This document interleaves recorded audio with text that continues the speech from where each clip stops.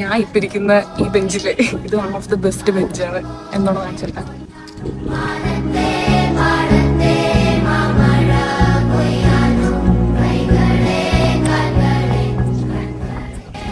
നമുക്ക് കൊല്ലംകോട് പോയി ചായ കുടിച്ചിട്ട് വരാം. മഴ വരും തോന്നുന്നുണ്ട്, നല്ല മഴക്കാറുണ്ട് കേട്ടോ.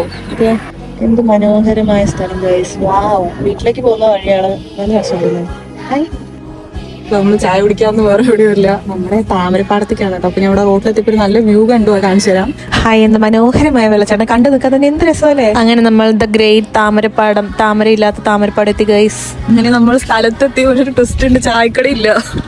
ഞാൻ എപ്പോഴും ചായ കുടിക്കുന്ന കടയാണ്, ഇന്ന് നോക്കി പൂട്ടിയിട്ടുണ്ട്. ദിസ് ഈസ് ദ കട ഗൈസ്, പക്ഷെ പൂട്ടി. വെറുതെ അല്ല കൊല്ലംകോട് ഇത്രയും ആൾക്കാരൊക്കെ വരുന്നത്. ഇത്രയും മനോഹരമായ വ്യൂ വേറെ എവിടെ കിട്ടും? ഇതൊക്കെ കാണാനല്ലേ ഗൈസ് എല്ലാരും വരുന്നത്. കുറെ ദിവസം മുന്നേ വരെ വെള്ളയെ ഇവിടെ കാണാൻ പറ്റില്ലായിരുന്നു മഴയില്ലാത്തോണ്ട്. ഇപ്പൊ പക്ഷെ എന്തായാലും നന്നായിട്ടുണ്ട്. മഴ കുറച്ച് പെയ്തത് കൊണ്ട് അത്യാവശ്യം വെള്ളച്ചാട്ടമൊക്കെ ഓൺ ആയിട്ടുണ്ട്. പക്ഷെ ഫുള്ളും റെഡി ആയിട്ടില്ല. കുറച്ചുകൂടെ മഴ കിട്ടണം, എന്നാലേ ഏകദേശം ഒരു 10-12 വാട്ടർഫോൾസ് ഉണ്ട് ഇവിടെ.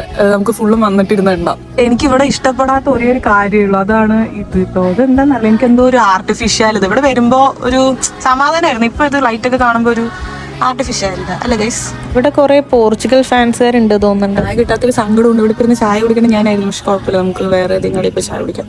പിന്നെ ഞാൻ അതിന്റെ തൊട്ടപ്പുറത്തുള്ളൊരു ചായക്കടയിൽ പോയിട്ട് ചായയൊക്കെ കുടിച്ചിട്ടോ. നല്ല രസമായിരുന്നു തണുപ്പത്തിരുന്ന് ചായയൊക്കെ കുടിക്കാൻ. പിന്നെ ഒരു കടലമുട്ടായി വാങ്ങിച്ചു, പിന്നെ ഒരു കാളനും കഴിച്ചു. നമ്മൾ അങ്ങനെ ഡേ ക്ലോസ് ചെയ്തു. Bye bye.